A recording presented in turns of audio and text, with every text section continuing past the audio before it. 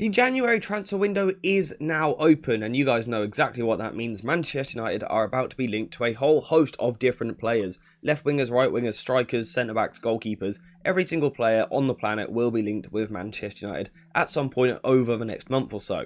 And I myself will do that at times. I will talk about different players that Manchester United need. However, before we do that, I think the logical kind of order to go in is to first assess the current Manchester United squad, figure out what players we want to keep, what players we want to sell, and therefore figure out what positions we need to sign. Now, we've done a lot of that work already on livestream. I'll leave a link in the description down below if you want to go check that out. We looked at all of the Manchester United players, discussed what ones we need to build around, what ones we need to sell, etc, etc. And the conclusion we came to was that we need to start off with the right-sided centre-back position. Now, Raphael Varane has been absolutely brilliant this season when he's played. I'm a big fan of his work. He's a great player, a great leader in that back line. Probably still United's best centre-back. But he's on big wages, and it doesn't look like that contract is getting extended. And he's also just never available. So I just don't see a world in which he stays at United beyond the next 18 months or so. Of course, there is also Harry Maguire, who's had a very good season. But again, do you think he's going to be here in the long term? Do you think a manager, whether that be Ten Hag or another manager, is going to build around Harry Maguire? I don't see it happening. So Manchester United need a right-sided centre-back. Now, what skill set does that centre-back need? Well, first of all, like those other two, they need to be good in the air. Playing alongside Lisandro Martinez, who is of course quite a small player, our right-sided centre-back has to be a big player, someone who is really dominant in the air. They also need to be someone who is pretty quick. Again, with Lisandro Martinez being our front-footed defender, our other defender needs to be more of a cover defender. Someone who sweeps up behind the defence, covering lots of ground. So again, that is something this player needs. And then also, of course, playing in a modern-day system under Erik Ten Hag, you need to be a good ball player.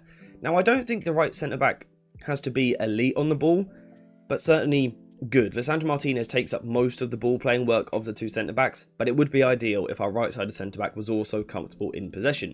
So United need one right-sided centre-back, if not two, so that is definitely something we need to look out for over the next 18 months or so.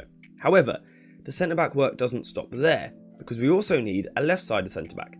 Now don't worry, I'm not suggesting we replace Lisandro Martinez, I think he's a wonderful player. However, if you look at the backup to him, there isn't really one. Now, yes, there is Victor Lindelof or Johnny Evans, but again, are either of those going to be at the club past the next 18 months? Probably not, so we need a new left-sided central defender. Preferably a young defender who can be the understudy to Lisandro Martinez and eventually overtake him. Now, again, what does that player need to have? Well, this player does need really good ball-playing ability, so that when Lisandro Martinez is injured or out of the starting 11, we don't completely abandon all our tactics. We need a Lisandro Martinez 2.0.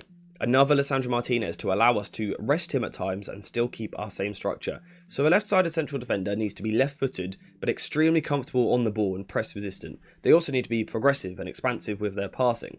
On top of that, from a defensive point of view, we are looking for an aggressor. Someone who plays on the front foot, again like Lisandro Martinez, going forward, going into the tackle. So once again, if we were to sign those three centre-backs over the next 24 months or so, we would have two left-sided centre-backs who are aggressive and good on the ball, and then two right-sided centre-backs who are good cover defenders and still good on the ball but a bit safer.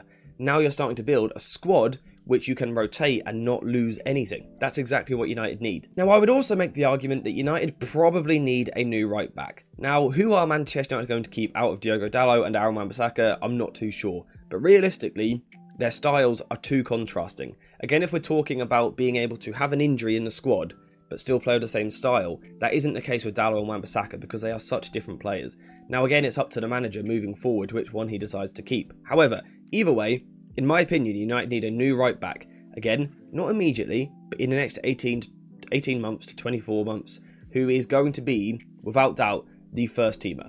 An elite level right back. Someone who can be press resistant, someone who is tactically versatile. So at times playing as a natural right back, overlapping down the right hand side, at times playing a little bit deeper, tucking in alongside the other two centre backs in a back three, but also at times inverting into midfield. So again, if you are someone who likes to scout players, make sure to look for that sort of profile when looking at right backs. So if over the next 2 seasons Manchester United are able to make those signings, they will then have a very, very sturdy defence to build upon. And that's where we need to now build from, because now we need to go into midfield, where again there is a lot of work to be done. If we're looking at Casemiro and Sofian Amrabat in that 6th position, Casemiro is not here for the long term. Physically, he has declined massively this season, and I think he will be on his way out probably in the summer. If not, definitely by, the summer after that, he will definitely be gone. As for Sofian Amrabat, it just doesn't seem as though it's really working for him at the moment, and the rumour is that we will not be turning his loan into a permanent deal. So therefore, Manchester United need a 6. Now what does that 6 need to be? Composed on the ball. We need a ball-playing number 6. Now I don't think they have to be necessarily the most high-volume player in the world, because if we're partnering them with Kobbie Mainoo, he can do a lot of the ball-playing work. But I think we need a 6 who is really comfortable on the ball and relaxed on the ball. Not someone who wants to fire the ball forward constantly like Casemiro, but not someone rigid like Sofian Amrabat, for example. We need just a well-rounded good ball player. But I think the more important thing we need here is a physical monster. An athlete. A ground eater, an aerial duel winner, someone who can do a little bit of everything in midfield. Again, we've got Kobbie Mainoo, who's quite small in midfield. We need someone alongside him to almost do the dirty work. So be that ball winner, but be that physical presence who covers so much ground in the centre of the park. I don't think United need another small player in midfield, an Andre or a João Neves. I don't really think that's what United need. Go get a big, physical, athletic, ball-winning midfielder who is also comfortable on the ball. Put that alongside Kobbie Mainoo, and oh my days, you have yourself a really nice balanced midfield, which United could build upon for the next few years, providing that United sign, of course, the right age of player. Now, once United have done that, we can then move into the forward line, and I think there is quite a glaring issue here, the right wing position. Manchester United have spent about £200 million on right wingers over the past 3 seasons, and still we don't have a right winger, which anyone truly believes is the man to take this club forward. Sancho out in the cold at the moment, likely to go out on loan. Anthony just not doing what we want, really. I wouldn't be surprised if in the next 2 years we do see a new right winger come into the club. Now again, this right winger needs to be someone who is tactically versatile, someone who can come inside onto his left foot but can also go outside and use his right foot.